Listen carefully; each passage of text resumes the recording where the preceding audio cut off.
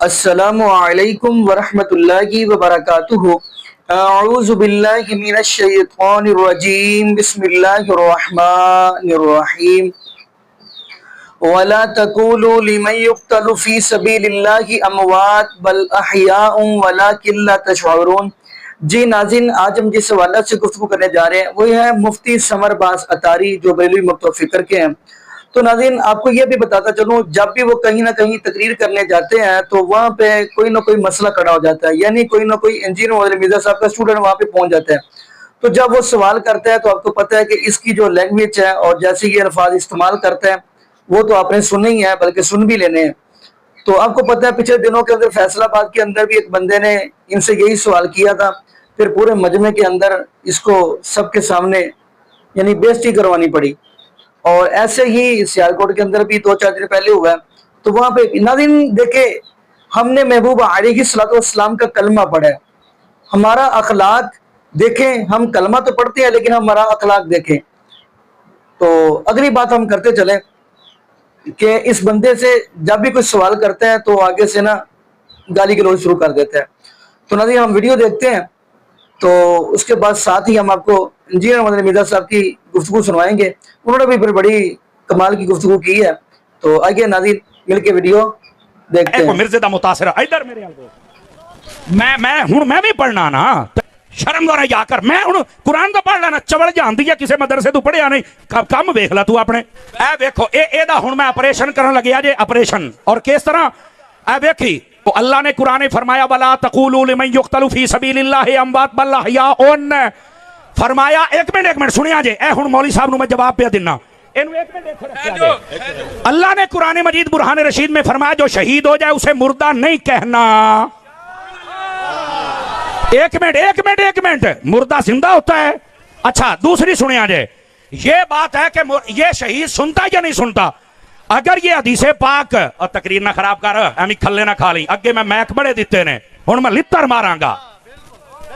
ادھر سن، چبڑے جان دی ہے، تینوں سمجھ نہیں آؤں دی میں کی کہندا پیا ہے، کھچ دی کھچ وڑ گیا تو مجمع دے وچ، بکواس کرنے کی بات نہیں ہے۔ بیٹھ جا میرا پتر، بیٹھ جا۔ اے ہن سن، ایتھے بیٹھ، تواڈے ورگیاں 100 چبڑاں ویکھیاں، ایڈی سونی تقریر ہوئی، تو وچ کھچا مارنا ہے؟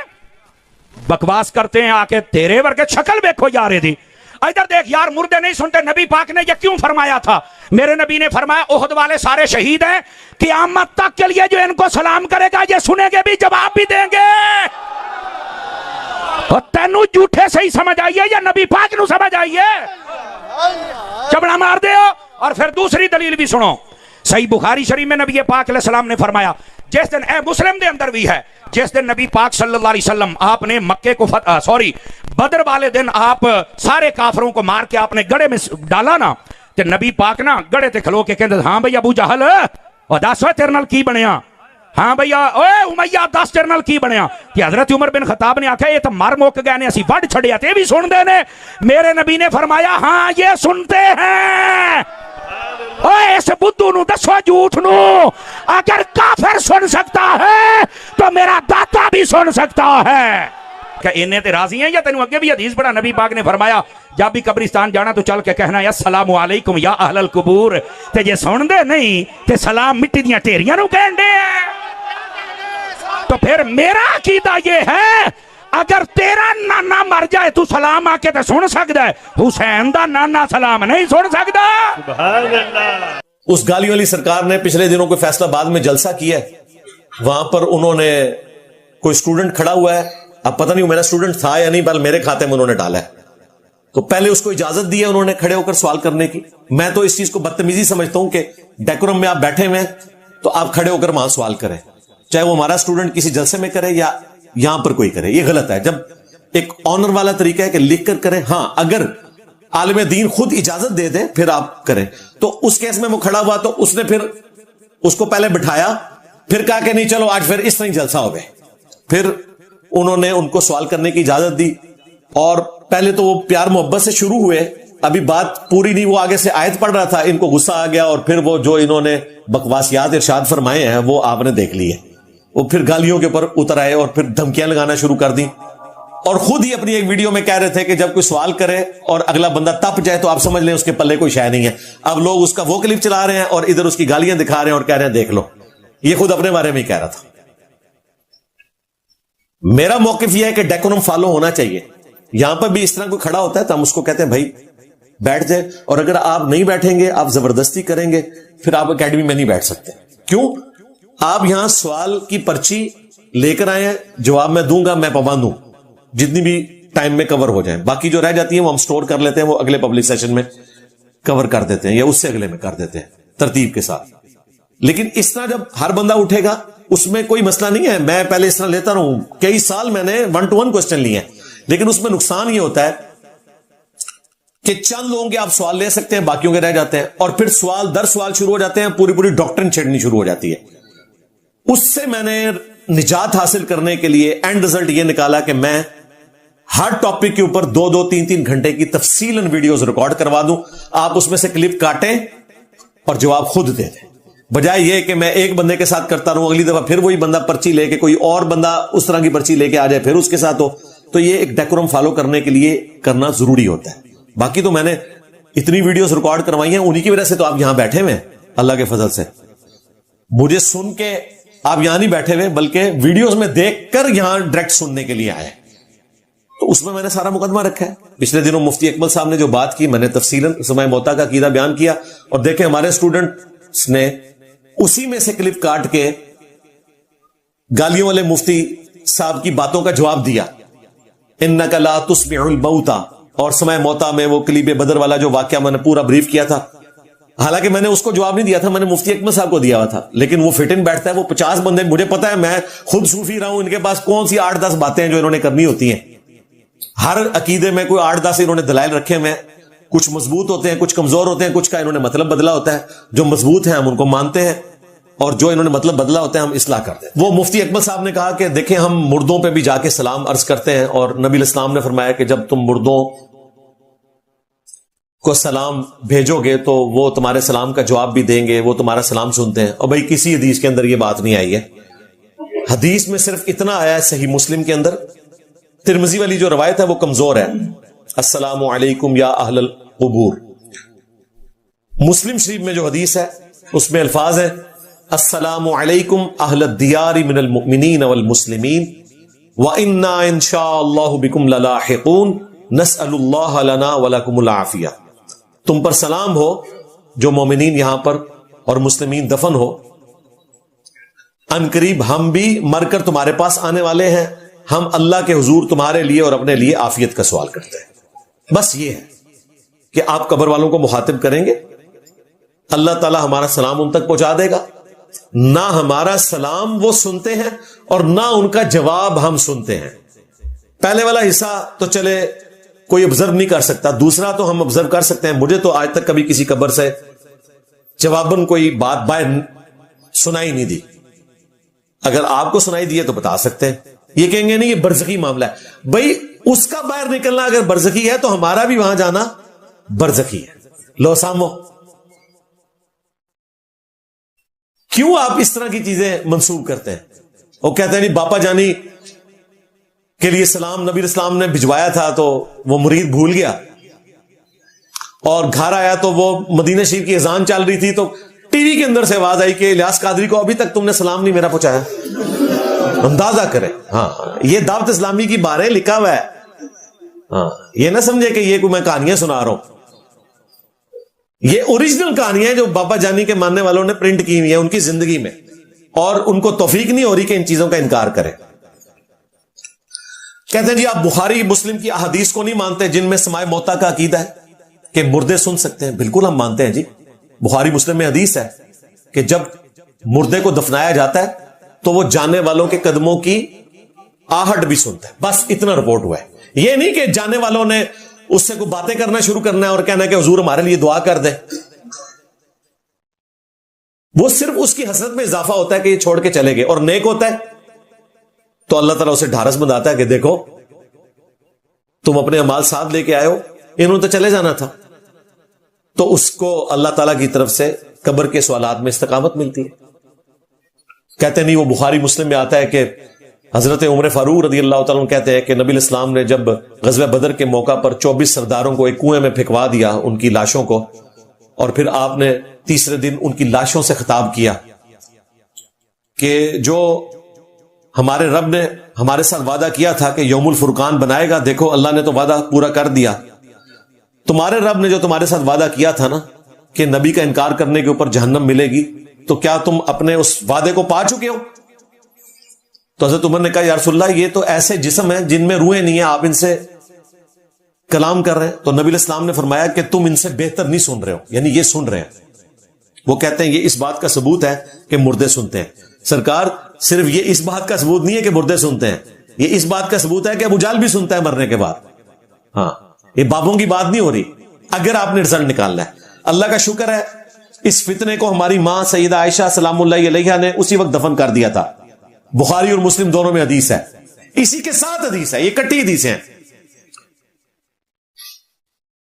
کہ اما عائشہ سے آ کر کسی نے کہا کہ ابن عمر کہتے ہیں کہ نبی علیہ السلام نے فرمایا کہ جب کوئی کسی میت پہ روتا ہے نا تو میت کے رونے کی وجہ سے نا اس میت کو قبر میں عذاب ہو رہا ہوتا ہے.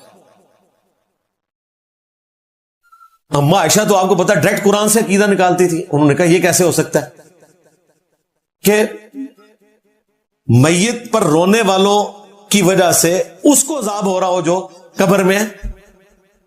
لا تازر وازرۃ وزر اخرى، کوئی بوجھ اٹھانے والی جان دوسرے کا بوجھ نہیں اٹھائے گی. یہ کیسے ہو سکتا ہے؟ انہوں نے کہا کہ آپ کو سمجھنے میں غلطی لگی ہے. دراصل نبی صلی اللہ علیہ وآلہ وسلم یہ کہہ رہے تھے کہ میت کو یاد کر کے رونے والے تو اس کی تعریفیں بیان کر رہے ہوتے ہیں کہ کتنا اچھا تھا چلا گیا، حالانکہ اسے تو قبر میں عذاب ہو رہا ہوتا ہے، وہ تو برا شخص ہوتا ہے، اور یہاں لوگ اس کی تعریفیں کر کر کے رو رہے ہوتے ہیں. نہ کہ یہ آپ نے کہا تھا کہ ان کے رونے کی وجہ سے عذاب ہو رہا ہوتا ہے. آپ نے یہ فرمایا تھا وہ تو بدکار میت ہوتی ہے، وہ تو عذاب میں ہوتی ہے، اور یہاں لوگ رو رو کے اس کی تعریفیں کر رہے ہوتے ہیں. دیکھا اب یہ بات کیا تھی؟ ایک ہی بات تھی جو ابن عمر کو غلط سمجھ آئی اور اما عائشہ نے ان کی اصلاح کی. اور پھر اما عائشہ نے نہ صرف ابن عمر کی اصلاح کی، انہوں نے حضرت عمر کی بھی اصلاح کر دی. انہوں نے کہا یہ وہی چیز ہے جو نبی علیہ السلام نے بدر کے مقتولین کے بارے میں کہا تھا کہ یہ مقتولین جو اس وقت اس کنویں کے اندر ہیں قلیب بدر والے، کہ یہ اپنے انجام کو جان چکے ہیں. اور صحابہ کرام نے یہ سمجھا کہ وہ سن رہے ہیں. ایسا نہیں تھا، بلکہ اللہ تعالی کہ محبوب صلی اللہ علیہ وآلہ وسلم نے یہ فرمایا تھا کہ یہ اپنا انجام جان چکے ہیں، یعنی اب یہ مر کے اللہ کے پاس پہنچ چکے ہیں، اور جو اللہ نے ان کی قسمت میں جہنم لکھی تھی وہ پا چکے ہیں، نہ کہ یہ کہ یہ سن رہے ہیں. اما عائشہ نے اس معاملے میں بھی تعویل بیان کی اس کی، اور پھر کہا کہ قرآن میں لکھا ہے انک لا تسمع الموتى، بے شک اے نبی تم مردوں کو نہیں سنا سکتے. یہ آیت پڑھی. اما عائشہ تو ڈائریکٹ قرآن پاک سے عقیدہ بیان کرتی تھی. بہرحال بخاری میں اس حدیث کے ساتھ یہ بھی ہے، قتادہ کہتے ہیں کہ عین ممکن ہے کہ وقتی طور پر اللہ تعالیٰ نے نبی علیہ السلام کی بات مرزانہ طور پر ان کافروں کو سنوا دی ہو. ایک اما عائشہ نے تعویل بیان کی کہ وہ آخرت میں جان چکے ہیں، اور دوسری تابعی نے بیان کی کہ مردے تو نہیں سنتے لیکن وقتی طور پر ان کی حسرت میں اضافہ کے لیے اللہ تعالیٰ نے ان کو حضور کی بات سنا دی ہو. لیکن یہ عقیدہ انہوں نے نہیں نکالا کہ مطلقاً مردے سنتے ہیں. یہ عقیدہ بالکل قرآن و سنت کے منافی ہے. اب رہا معاملہ شہداء کی زندگی کا، جو اکثر بنیاد بنا کے تو انہوں نے ادھم مچایا ہوتا ہے. جی قرآن میں ہے سورۃ البقرہ میں وَلَا تَقُولُوا لِمَن يُقْتَلُ فِي سَبِيلِ اللَّهِ أَمْوَاتٌ، جو لوگ اللہ کی راہ میں مارے جائیں انہیں مردہ مت کہو، وہ تو زندہ ہیں. آگے پڑھو، مگر تمہیں ان کی زندگی کا شعور ہی نہیں. جب زندگی کا شعور ہی نہیں تو پھر لچ کیوں فرائی کرتے ہو؟ شہداء کی زندگی کا شعور نہیں ہے تو انبیاء کی زندگی کا تو شعور ہو ہی نہیں سکتا. وہ ایسی زندگی ہے جس کو آپ امیجن نہیں کر سکتے. اس میں سانس نہیں ہے، اس میں ٹوائلٹ نہیں ہے، اس میں دنیا کی غذا نہیں ہے، وہ آخرت کی زندگی ہے. پھر سورہ آل عمران میں آیا وَلَا تَحْسَبَنَّ الَّذِينَ قُتِلُوا فِي سَبِيلِ اللَّهِ أَمْوَاتًا کبھی گمان بھی نہ کرنا ان لوگوں کے بارے میں جو اللہ کی راہ میں مارے جائیں کہ یہ مردہ ہیں، بلکہ وہ تو زندہ ہیں اور انہیں رزق بھی دیا جاتا ہے۔ اچھا، یہ کس کانٹیکسٹ میں بات ہو رہی تھی؟ غزوہ احد کے موقع پر مدینے میں کوئی گھر ایسا نہیں تھا جہاں پر صف ماتم نہ بچھی ہو، اور منافقین باتیں کر رہے تھے کہ اگر یہ لوگ نہ جاتے تو نہ مارے جاتے۔ تو اللہ تعالیٰ نے کہا کہ یہ اللہ کی راہ میں مارے گئے ہیں، کبھی سوچنا بھی نہ کہ یہ مر گئے ہیں، اللہ کے پاس تو زندہ ہیں۔ اس زمانے میں کسی کے دماغ میں یہ بات نہیں تھی کہ یہ دنیا میں زندہ ہے، اور کانٹیکسٹ بتا رہا ہے کہ وہ لوگ جو شہداء کے اوپر تان کر رہے تھے کہ نہ میدان جنگ میں جاتے نہ مرتے، ان کو اللہ تعالیٰ جواب دے رہا ہے کہ یہ دنیا سے تو گئے ہیں لیکن اللہ کے حضور زندہ ہیں، لیکن تمہیں شعور نہیں ہے اور انہیں رزق بھی ملتا ہے۔ اب اس آیت مبارکہ کی تفصیل نبی علیہ السلام نے خود بیان فرما دی صحیح مسلم میں۔ ابن مسعود کہتے ہیں کہ جب یہ آیات نازل ہوئی ہم نے نبی علیہ السلام سے پوچھا یہ کس قسم کا رزق ہے، تو نبی علیہ السلام نے کہا کہ جو شہداء ہیں اللہ تعالیٰ ان کی روحوں کو سبز پرندوں کے پیٹ میں ڈال دیتا ہے اور وہ جنت میں اڑتے پھرتے ہیں۔ نبی علیہ السلام بتا کے گئے ہیں کہ یہ جنت کی زندگی ہے، یہ کہتے ہیں جی شہید زندہ ہے ہم مانگ سکتے ہیں؟ دماغ ہی نہیں کام کرتا ان کا۔ اور اللہ تعالیٰ کہہ رہے تمہیں زندگی کا شعور نہیں، اور جو نبی علیہ السلام نے جتنا شعور بتایا اس کو بھی ماننے کے لیے تیار نہیں ہو رہے۔ وہ صحیح مسلم میں آیا کہ وہ جنت میں زندہ ہے، ان کو نئے جسم مل گئے اور ان میں ان کی روحیں ہیں اور وہ جنت کی زندگی کو انجوائے کرتے ہیں۔ اور اللہ تعالیٰ ان سے پوچھتا ہے کہ تمہاری کوئی خواہش ہے تو میں پوری کروں، تو وہ کہتے ہیں کہ یا اللہ تو نے ہمیں سب کچھ دیا، ہماری کوئی خواہش نہیں ہے۔ پھر اللہ تعالیٰ جب بار بار پوچھتا ہے تو کہتے ہیں ایک ہی خواہش ہے کہ دنیا میں دوبارہ بھیج، تیری راہ میں مارے جائیں اور واپس آئیں۔ اللہ تعالیٰ کہے گا یہ تو بین ہے، جو ایک دفعہ آ گیا اب دنیا میں دوبارہ نہیں جا سکتا۔ تو پھر وہ کہتے ہیں بس اس کے سوا اور کوئی خواہش نہیں ہے، تو نے اتنا کچھ ہمیں دیا۔ تو نبی علیہ السلام نے شہداء کی زندگی بتا دی۔ یہ کہتے ہیں نہیں جی شہید زندہ ہے تو زندہ سے مانگ سکتے ہیں، اللہ سے ڈر جاؤ۔ شہید اگر زندہ ہے دنیاوی طور پر تو اس کی بیوہ نکاح کیوں کرتی ہے؟ کیا وہ بدکار عورت ہوتی ہے؟ نعوذ باللہ۔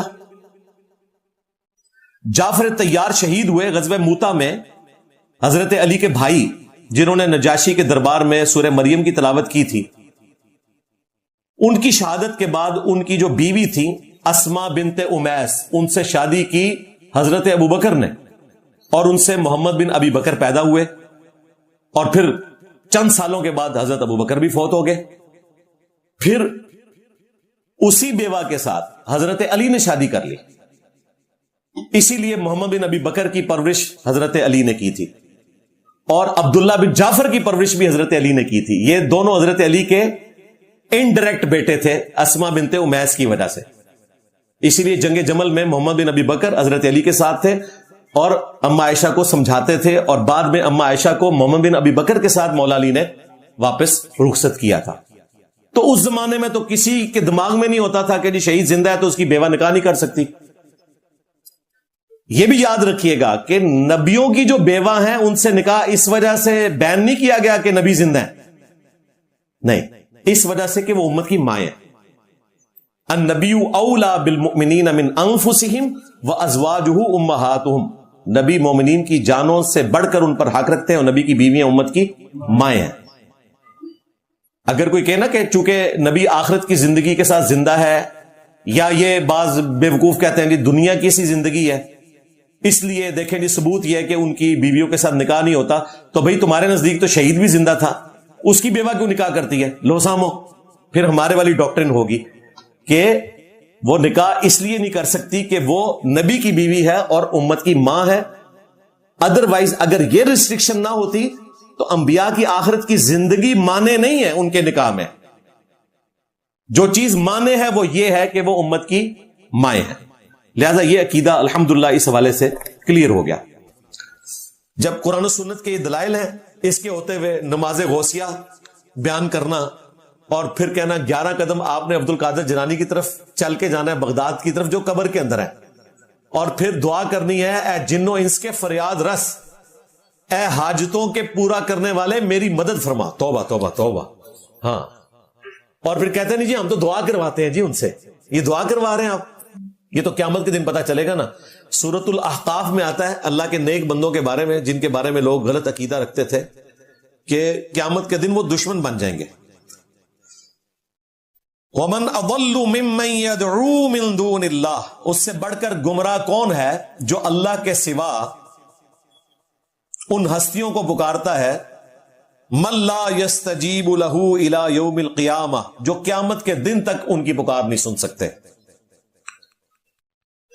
وَهُمْ عَنْ دُعَائِهِمْ غَافِلُونَ، بلکہ وہ تو ان کے پکارنے سے غافل ہیں. یعنی عبد القادر جیلانی کو تو پتہ ہی نہیں ہے کہ انہیں کوئی پکار بھی رہا ہے مدد کے لیے. اللہ اکبر. وَإِذَا حُشِرَ النَّاسِ، اور جب قیامت کے دن لوگوں کو جمع کیا جائے گا، كَانُوا لَهُمْ أَعْدَاءَ، تو پھر اللہ کی نیک ہستیاں، نیک بندے ان کے دشمن بن جائیں گے. وَكَانُوا بِعِبَادَتِهِمْ كَافِرِينَ، اور وہ ان کی عبادت کا انکار کر دیں گے. عبادت یہاں پکارنے کے معنوں میں. ہاں، الدعاء هو العبادہ، ادعونی استجب لکم، وہ یاد کر لینا آپ نے. تو اللہ تعالیٰ کہہ رہا نیک ہستیاں، عیسیٰ ابن مریم تو خود دشمن ہو جائیں گے اور کہیں گے ہمیں تو پتہ ہی نہیں تھا کہ دنیا میں یہ عقیدہ لوگوں نے ہماری طرف وابستہ کیا ہوا تھا. وہ دیکھا ہے بابا جانی کے مرید شیخ عبد القادر جیلانی کے مزار کے ساتھ لپٹے ہوئے ہیں اور کس طریقے سے لجاجت کر رہے ہیں، گویا کہ انہوں نے غلاف کعبہ پکڑا ہوا ہے. پھر کہتے ہیں جی ہم بزرگوں سے ڈائریکٹ تو مانگتے نہیں ہیں، ہم تو انہیں توسل کے طور پر اللہ کے حضور پیش کرتے ہیں. او بھائی آپ تو ڈائریکٹ منقبتیں پڑھتے ہو. سرکار غوث اعظم نظر کرم خدارا، میرا خالی کاسا بھر دو، میں فقیر ہوں تمہارا. یعنی میرا یہ خالی پیالہ تم بھر دو، میں تمہارا فقیر ہوں. ڈائریکٹ مانگ رہے ہوتے ہیں اور کہتے ہیں نہیں جی ہم تو توسل اختیار کرتے ہیں، ہمیں اردو نہیں آتی، عربی نہیں آتی.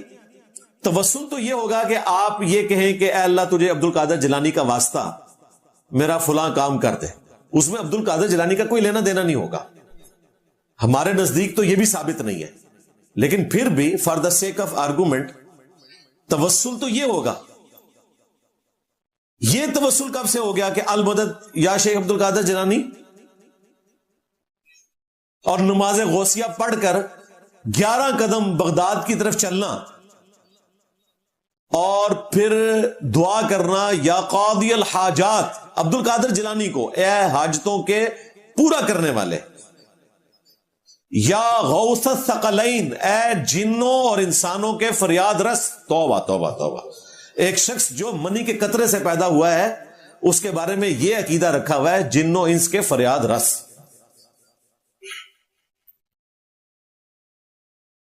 عبد القادر جیلانی کو تو بیچاروں کو پتہ بھی نہیں ہوگا ان کی طرف کیا کچھ منسوخ کیا ہے. ہم کرٹیسائز کر رہے ہیں ان لوگوں کو جنہوں نے ان کی طرف عقیدے منسوخ کیے، اور اگر وہ یہ کچھ بتا کے گئے ہیں تو اللہ کے دربار میں جا کے بھوگ دیں گے. ہمیں تو عبد القادر جیلانی سے کوئی ہمدردی نہیں ہے، سیدھی سی بات ہے. ہاں اتنی ہمدردی ہے جو ہر انسان سے ہے کہ وہ جہنم سے بچ کر جنت میں پہنچنے میں کامیاب ہو جائے، بس دیٹس آل. باقی ایک شخص جو نبی اسلام کی وفات کے 500 سال بعد آیا ہے تو اس کے ساتھ ہمارا کیا لینا دینا ہو سکتا ہے اس اعتبار سے. ہاں کوئی صحابی ہو، اہل البیت میں سے ہو، تابعین میں سے ہو تو بات سمجھ آتی ہے. تو خامخواہ شخصیات کو انہوں نے بڑھا کر پیش کیا ہوا ہے. عبد القادر جیلانی کا اس معاملے سے کوئی لینا دینا نہیں، لیکن انہوں نے اپنے بزرگوں کو باندھ کر مروایا. ظاہر ہے جی ہم نے ان کے بزرگوں کی طرف منسوب غلط واقعات کی وجہ سے اس نعرے حق کو بلند کیا ہے کہ میرے نبی سا ہے ہی کوئی نہیں، تیرے بابے تھے شاہ ہی کوئی نہیں. کیونکہ انہوں نے بابوں کو بڑھا دیا تھا نا، رسول اللہ کے مقابلے پہ لے آئے تھے. تو ہم نے بتایا کہ بھائی کوئی بابا بھی رسول اللہ کے مقابلے پہ نہیں آ سکتا، سیدھی سی بات ہے. تو ایاک نعبد و ایاک نستعین ہر نماز کی ہر رکعت میں مسلمان کا عقیدہ ہے. تو اس کا اپروپریٹ ترجمہ بنے گا اے اللہ ہم صرف تجھی کو پوجیں اور تجھی سے دعا کریں. نستعین جو ہے یہ دعا ہے، یہ عام مدد نہیں ہے جو آپ ایک دوسرے سے مانگتے ہیں. یہاں جو مدد ہے وہ دعا والی مدد ہے، کیونکہ جو عام مدد ہم ایک دوسرے سے مانگتے ہیں یا کرتے ہیں اس کا تو اللہ تعالیٰ نے حکم دیا ہے، جس کے بارے میں کسی زمانے میں یہی مفتی اکمل صاحب فرمایا کرتے تھے کہ ہم امی سے روٹی نہ مانگیں، کیا یہ شرک ہو جائے گا؟ تو یہ والی مدد جو ہے یہ تو مشروع ہے. وَتَعَاوَنُوا عَلَى الْبِرِّ وَالتَّقْوَى وَلَا تَعَاوَنُوا عَلَى الْإِثْمِ وَالْعُدْوَانِ نیکی اور پرہیزگاری کے کاموں میں ایک دوسرے کی مدد کرو اور گناہ اور سرکشی کے کاموں میں ایک دوسرے کی مدد نہ کرو. یہ تو قرآن میں حکم ہے. آپ یہاں بیٹھے ہیں, میں آپ کو کہتا ہوں مجھے پانی پلا دیں اور آپ میری مدد کرتے ہیں یا مجھے روٹی دے دیتے ہیں, تو یہ ہماری کمیونیکیشن آمنے سامنے ہو رہی ہے. اس مدد کا حکم ہے قرآن میں کہ آپ نے کرنی ہے, لیکن آپ میرے سامنے موجود نہیں ہیں. اس سے بڑھ کر آپ دنیا سے بھی چلے گئے ہیں اور قبر بھی آپ کی میرے سامنے نہیں ہے. سینکڑوں میل دور بغداد کے اندر عبد القادر جیلانی وہاں پہ دفن ہے, اور میں یہاں سے کہتا ہوں کہ غوث پاک 2 بوتلیں نیسلے کی بھیج دیں. نہیں بھیج سکتے. آپ لا سکتے ہیں بوتلیں, غوث پاک نہیں بھیج سکتے, کیونکہ وہ اس دنیا میں موجود ہی نہیں, وہ آخرت کی زندگی میں. انہوں نے مثالیں دنیا کی زندگی کی دینی ہوتی ہیں اور عقائد آخرت کی زندگی کے ساتھ منسوب کر کے تو ایکسٹرا پلیٹ کر کے عقائد گھڑنا شروع کر دیتے ہیں. اس طرح بھائی نہیں ہوتا. مجھے بتائیں, بارش کون برساتا ہے؟ اللہ. ڈیوٹی کس کی ہے؟ فرشتوں کی. لیکن کوئی مسلمان کبھی غلطی سے بھی کسی فرشتے سے بارش نہیں مانگتا, اللہ سے مانگتا ہے. خود ہمارے محبوب صلی اللہ علیہ وآلہ وسلم نے صحیح بخاری اور صحیح مسلم میں آتا ہے, نماز استسقاء پڑھائی ہے, صلاۃ الاستسقاء, بارش مانگنے کی جو نماز ہے اللہ سے مانگی ہے.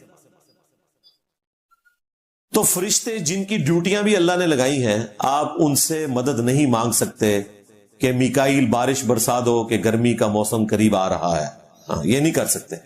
اور نہ یہ کہہ سکتے ہیں کہ فرشتوں سلام پہنچا دو کہ خادم تمہارا سعید آ رہا ہے, وہ جو مفتی سعید دیوبندی صاحب نے نعت لکھی ہے. نہیں, ہم فرشتوں کو کہہ ہی نہیں سکتے. ہم نے کہنا ہے اللہم صلی علی محمد وعلی آل محمد. اللہ کی مرضی ہواؤں کے ذریعے بھجوائے, فرشتوں کے ذریعے, جنات کے ذریعے, کسی ذریعے سے ہم نے اللہ کو پکارنا ہے. ایاک نعبد و ایاک نستعین. کہتے ہیں جی بزرگ ہمارے لیے ایک ظاہری سبب ہے, جس طرح ہم ایک دوسرے کی مدد کرتے ہیں تو ہم ظاہری سبب کے طور پر ان کو اڈاپٹ کرتے ہیں. تو بھائی اگر اس طریقے سے ظاہری اسباب کے طور پر آپ نے چیزیں اڈاپٹ کرنی ہیں, تو غزوہ بدر اور احد میں آرمی چیف جو تھے نبی الاسلام کی طرف سے, وہ سیدنا حمزہ بن عبد المطلب تھے.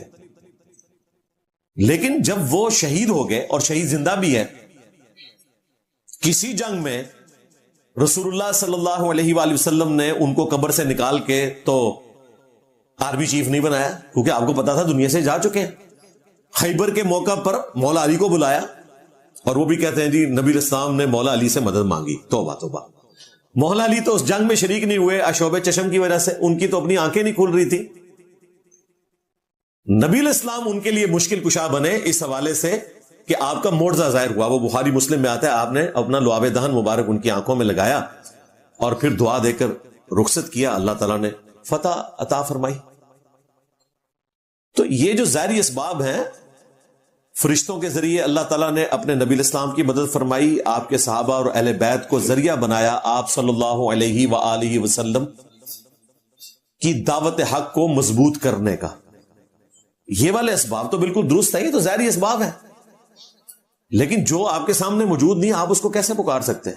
ورنہ میں آپ کو بتاؤں, ایک ایسا مشکل کشا ہے جو آپ کے سامنے بھی موجود ہے, اور وہ ظاہری سبب بھی ہے. اتنا بڑا ظاہری سبب ہے کہ اس سے بڑا کوئی ظاہری سبب اس پلانٹ ارتھ پہ کوئی نہیں ہے, اور وہ ہے سورج. سورج کی وجہ سے ساری کی ساری زندگی آباد ہے اس کرۂ ارض, میریکل پلانٹ ارتھ کے اوپر. سورج کی وجہ سے کھیتیاں اگتی ہیں, ان کھیتیوں کو ہم کھاتے ہیں, ان کھیتیوں کو جانور کھاتے ہیں, اور جانوروں کو ہم کھاتے ہیں. یہ سارے کا سارا فوڈ سائیکل سورج کی وجہ سے چل رہا ہے. سورج کی وجہ سے سمندروں کا پانی ایویپوریٹ ہو کر گلیشیئرز کی فارم میں سٹور ہوتا ہے پہاڑوں کے اوپر, اور پھر اسی سورج کی روشنی سے, اس کی تپش کی وجہ سے وہ پگھل کر دریاؤں کی شکل میں آتا ہے, اور ان دریاؤں سے ہم پانی حاصل کر کے اپنی کھیتیاں اگاتے ہیں, اور اسی کی برکت سے بارش بھی برستی ہے. دنیا پہ ہواؤں کا چلنا, موسموں کا بدلنا اگر کسی ایک ظاہری سبب کے اوپر ڈیپینڈنٹ ہے نا, وہ سورج ہے. لیکن کسی مسلمان کو تو چھوڑ دیں, کبھی کسی کافر کو بھی وہم نہیں آیا کہ وہ سورج کو مدد کے لیے پکارے. خود انبیاء کی زندگی بھی سورج کے اوپر ڈیپینڈنٹ ہے. کہاں لکھا ہوا ہے؟ جی قرآن میں لکھا ہوا ہے. عیسیٰ اور ان کی والدہ دونوں کھانا کھایا کرتے تھے. یعنی عیسیٰ اور ان کی والدہ کھانے کے محتاج تھے. اور وہ کھانا کہاں سے آتا ہے؟ سورج کے ذریعے سے زمین اگاتی ہے. تو اللہ تبارک و تعالیٰ نے ظاہری اسباب میں سورج کو رکھا ہوا ہے. سورج ختم ہو جائے تو یہ زندگی ختم. تو کیا ہم سورج کو مدد کے لیے پکارنا شروع کر دیں گے؟ شرک ہو جائے گا بھائی. یہ اتنا سادہ معاملہ نہیں ہے. یا غوث اعظم المدد کہنا دراصل شیخ عبد القادر جیلانی کو معبود بنانا ہے. ہاں جی، یہ صرف مدد نہیں ہے، یہ معبود مان رہے ہیں آپ ان کو. جی کہاں لکھا ہوا ہے؟ قرآن میں لکھا ہے اَمَّن يُجِيبُ الْمُضْطَرَّ إِذَا دَعَاهُ. بھلا بتاؤ تو کون ہے جو مصیبت اور پریشانی میں گھرے ہوئے شخص کی فریاد کو سنتا ہے. وَيَكْشِفُ السُّوءَ، اور اس سے اس کی برائی کو دور کر دیتا ہے. وَيَجْعَلُكُمْ خُلَفَاءَ الْأَرْضِ، اور تمہیں زمین پر اگلوں کا خلیفہ کرتا ہے. یعنی تمہارے ماں باپ مرتے ہیں، تم آؤ گے، تم مرو گے، تمہاری اولاد. اللہ تعالیٰ زندہ ہے اور یوں زمین پر خلافت کو بانٹتا چلا جاتا ہے. اِلَٰهٌ مَّعَ اللَّهِ، کیا اللہ کے ساتھ کوئی اور معبود بھی ہے جس کی یہ کوالٹی ہو کہ وہ مصیبت اور پریشانی میں تمہاری تکلیف کو دور کر دے؟ قَلِيلًا مَّا تَذَكَّرُونَ، بہت کم ہی تم نصیحت حاصل کرتے. اس آیت میں اللہ تعالیٰ نے فرما دیا کہ جب تم کسی ایسی ہستی کے بارے میں ایسا عقیدہ رکھتے ہو کہ وہ مصیبت اور پریشانی میں تمہاری دعا کو سنتا ہے، تو وہ صرف وہی ہستی ہے جو تمہارا معبود ہے. اور اگر کسی اور ہستی کے بارے میں ایسا عقیدہ کلیم کیا تو گویا تم نے اسے معبود مان لیا. کہتے ہیں جی ایاک نستعین میں یہ تو لکھا ہے کہ ہم اللہ ہی سے مانگتے ہیں. یہ کہاں لکھا ہے کہ اللہ کے سوا کسی اور سے نہیں مانگتے؟ جی نہیں مانگتے، وہ یہاں لکھا ہوا ہے اِلَٰهٌ مَّعَ اللَّهِ. اتنی حیران کن بات ہے. یہ جو دعا ہے سورۃ النمل کی آیت نمبر 62 اور عقیدہ جو اس میں بیان ہوا، یہ اہل تشیع کے صبح شام کے اذکار میں موجود ہے. اَمَّن يُجِيبُ الْمُضْطَرَّ إِذَا دَعَاهُ. پوری زندگی پڑھتے رہتے ہیں اور یا علی مدد کہتے رہتے ہیں. ترجمہ نہیں کبھی پڑھا. بالکل ون سائیڈڈ مقدمہ ہے. پھر شیعہ کے ہاں جو مکتوب نمبر 31 ہے نہج البلاغہ میں، جب مولا علی علیہ السلام جنگ صفین سے واپس آ رہے تھے تو انہوں نے اپنے بیٹے حسن ابن علی کے لیے ایک وصیت لکھوائی. ظاہر ہے کہ ایک بوڑھا باپ اپنے بیٹے کے لیے وہ وصیت کرے گا جو اس کے لیے اس کی وفات کے بعد فائدہ مند ہو. وہ بڑے زبردست الفاظ ہیں. وہ کہتے ہیں کہ یہ اس بوڑھے باپ کی وصیت ہے اپنے بیٹے حسن ابن علی کے نام، جو زمانے کے نشیب و فراز دیکھ چکا ہے. اے میرے بیٹے حسن، یاد رکھنا کہ زمین و آسمان کے تمام خزانوں کا مالک اللہ ہے، اور اس نے محض اپنے فضل و کرم سے ہمیں اجازت دے دی ہے کہ ہم اس سے دعا کریں اور وہ ہماری دعا کو قبول کرے. مولا علی کہہ رہے ہیں یہ بھی اللہ کا فضل ہے کہ اس نے ہمیں اجازت دی ہوئی ہے کہ ہم اس سے مانگیں. یہ اس کا فضل ہے. اس نے ہمیں اجازت دی کہ ہم اس سے سوال کریں تاکہ وہ ہمارے سوال کے جواب میں ہمیں عطا کرے. اور میرے بیٹے حسن، یاد رکھنا اللہ کا دربار وہ درگاہ ہے کہ اس نے اپنے اس دربار پر کوئی دربان بھی مقرر نہیں کیا کہ اس کے ذریعے سے میرے تک پہنچو، اور نہ کسی وسیلے کو مشروع ٹھہرایا کہ یہ ضروری ہے کہ وسیلے کے ذریعے آؤ گے. یعنی حسن ابن علی کو مولا علی کہہ رہے ہیں کہ نہ تو وسیلہ کو مشروع کیا گیا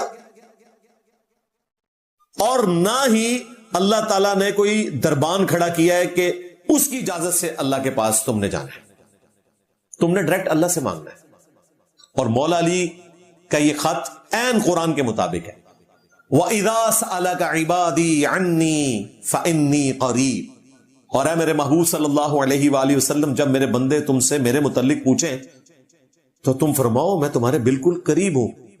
اجیب دعوت الداعی اذا دعان، ہر پکارنے والے کی پکار کو سنتا ہوں جب وہ مجھے پکارے، لیکن فَلْيَسْتَجِيبُوا لِي وَلْيُؤْمِنُوا بِي لَعَلَّهُمْ يَرْشُدُونَ، لوگوں کو بھی چاہیے نا کہ میرا حکم مانے اور مجھ پر ایمان لائیں جیسا کہ ایمان لانے کا حق ہے، تو رشد و ہدایت پا جائیں گے۔ یعنی اس آیت مبارکہ میں اپنے محبوب صلی اللہ علیہ وآلہ وسلم کے ذریعے اللہ تعالیٰ پوری انسانیت سے یہ کہہ رہا ہے کہ میں ہر بندے کے بالکل قریب ہوں، جب بھی وہ مجھے پکارتا ہے ہر پکارنے والے کی پکار کو سنتا ہوں۔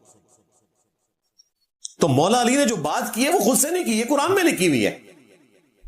اب یہ بڑا اچھا موقع تھا کہ اے میرے محبوب، جب میرے بندے آپ سے پوچھیں میرے متعلق تو تم فرماؤ کہ میں تو بہت بلند ہوں، جس طرح دنیا میں ایک وزیر اعظم تک پہنچنے کے لیے پہلے کونسلر تک پہنچنا پڑتا ہے، پھر ایم این اے تک، پھر کسی وزیر تک، پھر چیف منسٹر اور پھر پرائم منسٹر تک آپ پہنچتے ہیں، اس طرح اتنی ساری ہستیوں سے پہنچ کر میرے تک پہنچو۔ یہ تو بات ہی نہیں ہوئی۔ اللہ کہہ رہا ہے فَإِنِّي قریب، میں بالکل قریب ہوں۔ یہ دنیا کی مثالیں ہیں بھائی، اللہ کے لیے آپ کوئی اس طرح کی مثال بیان نہیں کر سکتے، یہ ذہن میں رکھیے گا۔ ہمارے استاد ڈاکٹر اسرار صاحب نے کہا تھا یہ سورۃ البقرہ کی آیت نمبر 186 is the magna carta of humanity, انسانیت کا میگنا کارٹا ہے، جو 16ویں اور 17ویں صدی عیسوی میں گریٹ برٹن نے اپنے آئین میں یہ چیز داخل کی تھی۔ اسے میگنا کارٹا کہا جاتا تھا کہ ہماری رعایا میں سے ہر شخص کا یہ حق ہے کہ وہ حکمران سے اپنے حقوق کے لیے سوال کر سکتا ہے۔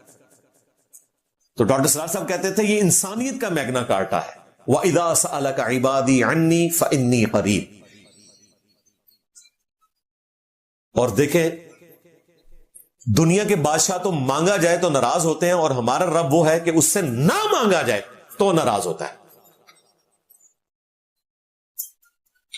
ان الذین یستکبرون عن عبادتی، سورہ المؤمن کی آیت نمبر ہے 60، بلکہ جامع ترمذی میں اس کا کانٹیکسٹ موجود ہے۔ نبی علیہ السلام نے فرمایا الدعاء هو العبادہ، دعا ہی تو عبادت ہے۔ یعنی کسی سے مانگنا، جس کو میں اپروپریٹ ترجمہ کرتا ہوں غائب میں مدد کے لیے پکارنا، دعا کرنا، وَإِيَّاكَ نَسْتَعِينُ، جو اللہ کے ساتھ خاص ہے، یہ عبادت ہے۔ الدعاء هو العبادہ، دعا ہی تو عبادت ہے۔ پھر نبی علیہ السلام نے قرآن پاک کی آیت پڑھی سورہ المؤمن، جسے سورہ غافر بھی کہتے ہیں، آیت نمبر 60، ادعونی استجب لکم، اے میرے بندو مجھ سے مانگو، وقال ربکم، اور یہ تمہارے رب نے فرمایا ہے ادعونی استجب لکم، مانگو میں عطا کروں گا۔ ان الذین یستکبرون عن عبادتی، بے شک جو لوگ مجھ سے دعا کرنے میں تکبر کرتے ہیں۔ دیکھیں بات ہوئی تھی دعا کی اور لفظ آیا عبادت، یعنی دعا عبادت ہے۔ جو اس عبادت سے تکبر کریں گے میں انہیں ذلیل و خوار کر کے جہنم کی آگ میں داخل کروں گا، والعیاذ باللہ تعالی۔ تو نبی علیہ السلام نے خود ہی فرما دیا کہ الدعاء هو العبادہ، اور سورہ المؤمن کی آیت بھی تلاوت کر دی اور امت کو بتا دیا کہ یہ چیز صرف اللہ کے ساتھ خاص ہے۔ کسی پیغمبر، کسی فرشتے، کسی جن اور کسی انسان سے آپ دعا نہیں کر سکتے۔ دعا کروا سکتے ہیں جو سامنے موجود ہو، وہ ایک الگ سے چیز، وہ میں آگے انشاءاللہ کور کر دوں گا، لیکن دعا کرنا وہ اس پیغمبر نے بھی اللہ ہی سے مانگنا ہے۔ آپ نے ڈائریکٹ اللہ ہی کو پکارنا ہے، باقی جو اس کا پروٹوکول ہے وہ اپنی جگہ موجود ہے۔ وہ جامع ترمذی میں آیا کہ اللہ کا ذکر اور دروشی پڑھ کے جو دعا مانگی جاتی ہے وہ اللہ تعالیٰ قبول کرتا ہے، وہ دعا کا پروٹوکول ہے، وہ آپ نے ضرور اہتمام کرنا ہے اس حوالے سے۔ باقی یہ جو چند ایک رٹے رٹائے جملے اس حوالے سے یہ بول دیتے ہیں، قرآن پاک کی آیات کی تحریف کر دیتے ہیں۔ جی قرآن میں آپ غیر اللہ سے مدد مانگ سکتے ہیں، جی کہاں لکھا ہے؟ جی عیسیٰ ابن مریم نے کہا تھا من انصاری اللہ، کون ہے جو اللہ کے لیے میری مدد کرے؟ قال الحواریون نحن انصار اللہ، تو ان کے حواریوں نے کہا تھا ہم اللہ کے مددگار ہیں۔ یعنی کہ اللہ کے دین کے مددگار. تو دیکھیں عیسیٰ ابن مریم نے بھی اپنے ساتھیوں سے مدد مانگی تھی. یعنی آپ یہ کہنا چاہ رہے ہیں کہ حضرت عیسیٰ علیہ السلام کے صحابہ ان کے مشکل کشا تھے. ہونا تو چاہیے تھا عیسیٰ علیہ السلام مشکل کشا ہوتے اپنے صحابہ کے. تو صحابہ کرام مشکل کشا تھے حضرت عیسیٰ کے. توبہ توبہ توبہ, یہ تو گستاخی ہے. 295 سی لگتی ہے تمہارے اوپر. پھر ان کا دماغ کھلتا ہے کہ یہ ظاہری اسباب میں تمام پیغمبروں کے ساتھیوں کو, اہل البیت کو اللہ تعالیٰ نے ان کے ہاتھ مضبوط کرنے کے لیے ان کے ساتھ اٹیچ کیا تھا. اس میں المدد والا کون سا معاملہ ہو گیا؟ المدد تب ہوتا جب نبی علیہ السلام بھی غزوہ بدر اور احد کی طرح امیر حمزہ کو غزوہ خیبر میں قبر سے نکال کر تیسری دفعہ آرمی چیف بنا دیتے, بلکہ اس سے پہلے غزوہ خندق میں بناتے ہیں. یہ تو چوتھی دفعہ بننا تھا, نہیں بنایا, دنیا سے چلے گئے. جو سامنے موجود تھے مولا علی, ان کو بلایا, لعاب دہن لگایا اور خیبر کے لیے روانہ کر دیا. ظاہری اسباب. وہ تو قرآن میں سورۃ الانفال میں آیا کہ اللہ تعالیٰ نے اپنے نبی سے وعدہ کیا کہ فرشتوں کے ذریعے آپ کی مدد کروں گا. تو فرشتے اترے, لیکن پکارنا اللہ ہی کو ہے. پھر آپ نے اکثر سنا ہوگا جی, قرآن میں آیا یا ایھا الذین آمنوا استعینوا بالصبر والصلاۃ, اے اہل ایمان صبر اور نماز کے ذریعے مدد چاہو. کس کی؟ غوث پاک کی, معین الدین چشتی کی, بایزید بستامی کی؟ نہیں جی, دیکھیں نا, غیر اللہ ہے جی صبر اور نماز. یعنی کہ تم یہ کہنا چاہ رہے ہو المدد یا نماز, المدد یا صبر. تو میں نے تو آج تک کسی بریلوی مسجد میں یا شیعہ کی مسجد میں اسٹیکر نہیں دیکھا کہ قرآن میں لکھا ہے وَاسْتَعِينُوا بِالصَّبْرِ وَالصَّلَاةِ یا اسْتَعِينُوا بِالصَّبْرِ وَالصَّلَاةِ, اور انہوں نے اسٹیکر بنایا ہو المدد یا نماز, المدد یا صبر. اس آیت کو پورا پڑھ لیں, اس کے اندر اس کا جواب ہے ان اللہ مع الصابرین, بے شک اللہ صبر کرنے والوں کے ساتھ ہے. یعنی جو نماز اور صبر سے کام لیتے ہیں اللہ تبارک و تعالیٰ ان کی مدد فرماتا ہے. یہ نہیں ہے کہ المدد یا نماز, المدد یا صبر. اندازہ کریں کہ ان کا انٹلیکچوئل لیول کیا ہے. پیر میر علی شاہ صاحب, جن کو یہ اتنا بڑا فلاسفر بنا کے پیش کرتے ہیں, بریلوی دیوبندی دونوں, کہتے ہیں جی ان سے بڑا کوئی عالم نہیں تھا. ان کا حال میں بتا دوں, انہوں نے غیر اللہ سے مدد مانگنے کے اوپر پورا کتابچہ لکھا ہے. اس میں انہوں نے غیر اللہ سے مدد مانگنا جو فوج شدگان ہیں اس کے اوپر دلیل پتہ کیا لے کے آئے؟ وَتَعَاوَنُوا عَلَى الْبِرِّ وَالتَّقْوَى وَلَا تَعَاوَنُوا عَلَى الْإِثْمِ وَالْعُدْوَانِ, نیکی اور پرہیزگاری کے کاموں میں ایک دوسرے کی مدد کرو اور گناہ اور سرکشی کے کاموں میں مدد نہ کرو. یہ آیت لکھی, انہوں نے کہا اس آیت سے ثابت ہوتا ہے کہ آپ مرے ہوئے بندوں سے قبر میں جو پڑے ہوئے ہیں ان سے مانگ سکتے ہیں. لو سامو, جب پیر میر علی شاہ صاحب کی قرآن فہمی کا یہ حال ہے تو باقی بابے شاہی کوئی نہیں. میں دسے سارے باپا جانی جائے اپنے اپنے زمانے دے, سارے نے یہ حال جائے, کتھوں چیز چکتے نے, کتھے جا کے رکھتے نے. اللہ سے ڈر جائیں. امت کو توحید کی بجائے آپ نے شرک کے پیچھے لگا دیا, اور شرک کو جسٹیفائی کرنے کے لیے آپ نے قرآن و سنت کے دلائل بیان کرنا شروع کیے ہیں. زور آپ کا اس پہ ہونا چاہیے تھا کہ لوگ شرک سے بچیں. اس پہ زور لگانے کی بجائے آپ نے یہ بتایا کہ کون کون سے شرکیہ کام ہیں جو توحید ہو سکتے ہیں قرآن و سنت کی روشنی میں. یہ انہوں نے کرنے کی کوشش کی ہے. جی ناظرین, آپ نے یہ ویڈیو ملاحظہ فرمائی. تو ناظرین عموماً یہی یہ دلیل دیتا ہے وَلَا تَقُولُوا لِمَن يُقْتَلُ فِي سَبِيلِ اللَّهِ أَمْوَاتٌ بَلْ أَحْيَاءٌ وَلَٰكِن لَّا تَشْعُرُونَ, کہ جو اللہ کی راہ میں شہید ہو جائیں ان کو مردہ گمان نہیں کرنا بلکہ وہ زندہ ہیں لیکن آپ شعور نہیں رکھتے.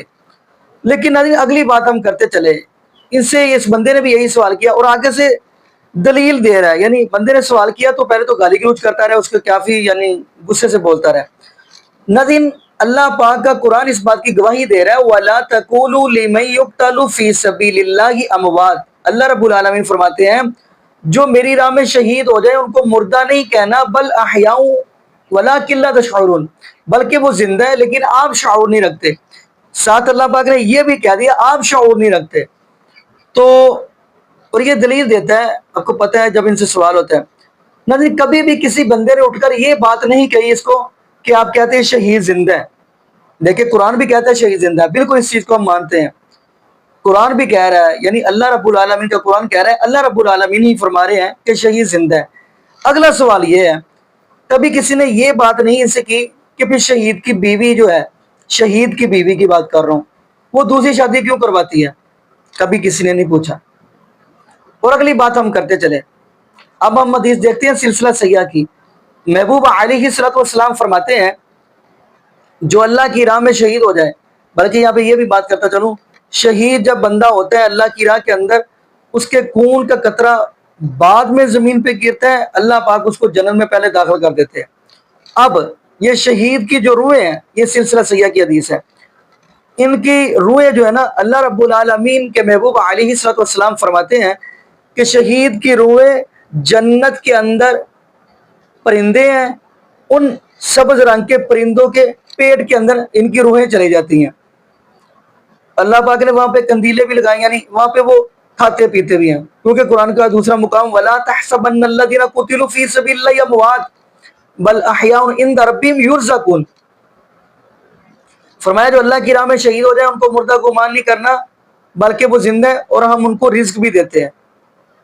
اور اگلی بات ایک اور ذہن میں بات آ گئی، جنت کے پرندوں کے پیٹوں کے اندر ان کی روحیں چلی جاتی ہیں، سبز رنگ کے پرند۔ اگلا سوال یہ ہے، یہ بھی حدیث سناتا چلو، یہ مسند احمد کی حدیث ہے۔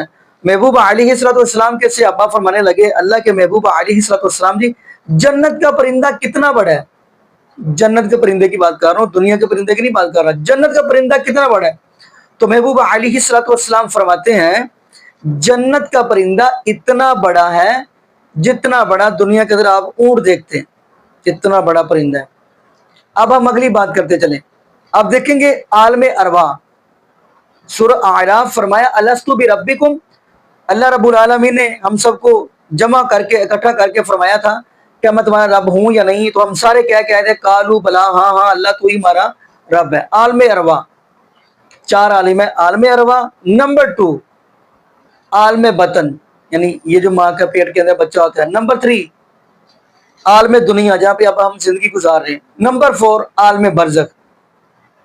فرمایا شہید زندہ ہے کہاں پہ؟ عالم برزخ کے اندر۔ تو ناظرین یہاں پہ یہ بھی بتاتا چلوں، بندہ جب دنیا سے جاتا ہے اس کی روح جو ہے نا وہ سٹاپ کہاں پہ کرتی ہے؟ عالم برزخ کے اندر، پھر آگے قیامت کو رب العالمین کی عدالت کے اندر پیش کیا جائے گا۔ تو باقی ناظرین یہی مین چیز ہے، اس سے بندے سے کسی نے کوئی سوال ہی نہیں کیا کہ شہید کی بیوی شادی کیوں کرواتی ہے۔ تو خیر ناظرین اب یہاں پہ ہم یہی دعا کرتے ہیں اللہ پاک ہمیں عقیدت توحید نصیب فرمائے، اور اللہ پاک ہمیں محبوب علیہ السلام کی شریعت کے مطابق زندگی گزارنے کی فکر دے، اور اللہ پاک ہمیں 5 وقت کا پکا سچا نمازی بنائے، اور جتنے بھی بے اولاد جوڑے ہیں اللہ پاک سب کو نیک نورینہ صحت تندرستی والی، ایمان والی، لمبی زندگی والی اولاد عطا فرما دے۔ جزاکم اللہ خیرا، احسن جزا۔ السلام علیکم ورحمۃ اللہ وبرکاتہ۔